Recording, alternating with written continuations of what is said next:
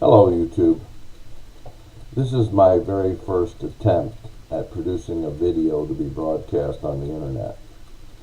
I hope you'll be patient and forgive its obvious amateuristic quality.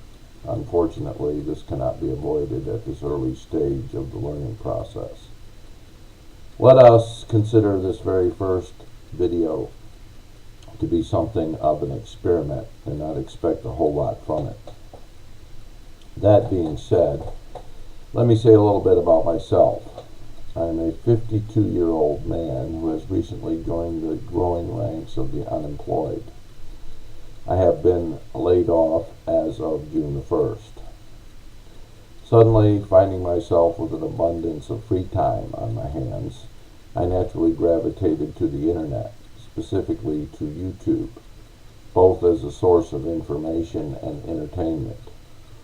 I was pleasantly surprised to find there a veritable wealth of videos dealing with the current economic crisis. I was equally surprised at the broad range of diverse opinions concerning the nature of this economic crisis,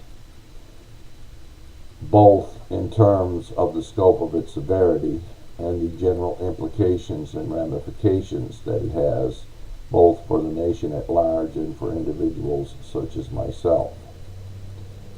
These opinions range anywhere from dire predictions of impending economic apocalypse, the total dissolution of Western civilization, to the more rosy, optimistic scenarios of the sort that one finds promulgated on the mainstream media and endorsed by the Obama administration. According to this latter view, what we are currently experiencing is a mere recession, albeit a particularly severe one. A phase in the business cycle, if you will. Although I myself am not prepared to pronounce the end of civilization as we know it, I do not concur with this rosy scenario either.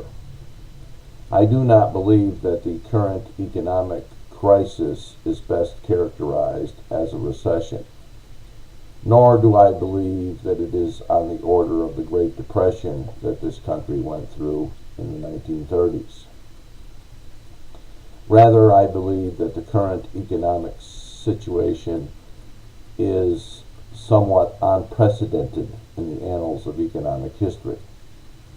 Further, I believe that it is the direct consequence of a particularly vile form of cutthroat capitalism that this country transitioned into during the 1980s. The question that confronts us at this juncture is what, if anything, can be done about it. I believe that the road to economic recovery, to the extent that any recovery is possible at all, will be a long and arduous one. We should not deceive ourselves on this matter.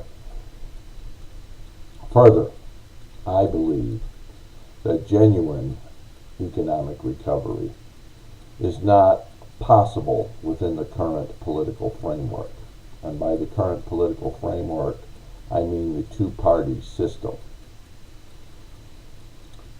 Unfortunately, both the Democratic Party and the Republican Party have been either unwilling or unable to make the sort of fundamental changes necessary to lift this country out of its current economic morass. Therefore, we must look to a third political party, a party that is not captured by the special interests of Wall Street and the bankers and the financiers, a party that will be willing to undertake the kind of bold initiatives required to bring about a new day in America. Now, I can fully appreciate the fact that the vast majority of you out there have grown weary of big government and big government spending, and rightfully so. Unfortunately, the multi-trillion-dollar bailout has done much to undermine the general public's confidence in big government and big government spending. Furthermore, a nation with a mounting debt the size of ours, and faced with the imminent collapse of its currency, is hardly in a position to pursue big spending programs. But let's face facts. We are in extraordinary times, and extraordinary times require extraordinary measures. What I am here proposing are big government spending programs on the order of those pursued by FDR during the Great Depression. FDR's New Deal involved the creation of large-scale public works projects, labor-intensive work projects. And by this means, he was able to put a great number of this nation's unemployed back to work. If we look at the condition of our infrastructure, which is steadily eroding, and we consider the fact that our industrial base has been pretty much decimated, then we can see that there is great need for such large, labor-intensive, publicly funded work projects at the present time. So, what I'm basically recommending is a new deal. I think that investment into the real economy of this country, the industrial base of the economy, is a sure road back to economic prosperity. Like many of you out there, I initially held out great hope for Mr. Obama, our new president. I believed his promises of change, of a new direction, of no more business as usual in Washington, of transparency, honesty, and fairness.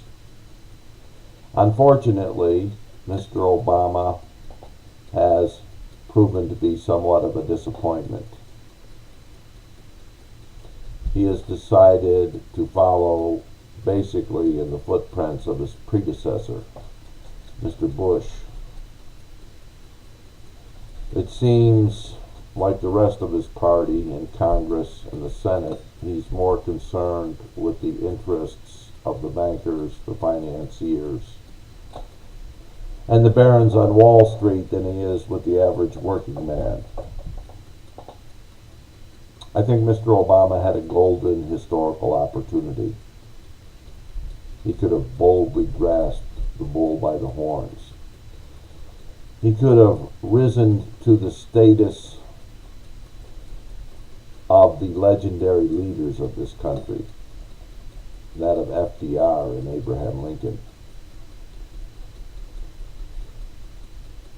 But he has failed to do so.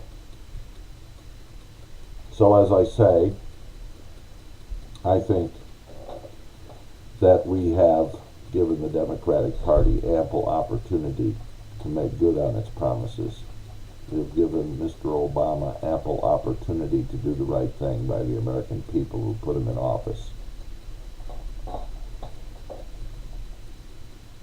So now is the time for a new political party, a populist party, if you will, a party that will implement policies styled after the New Deal.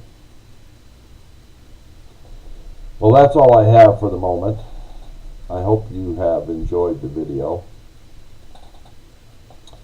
I will be doing more in the future, and I hope to improve. Thank you very much for your indulgence.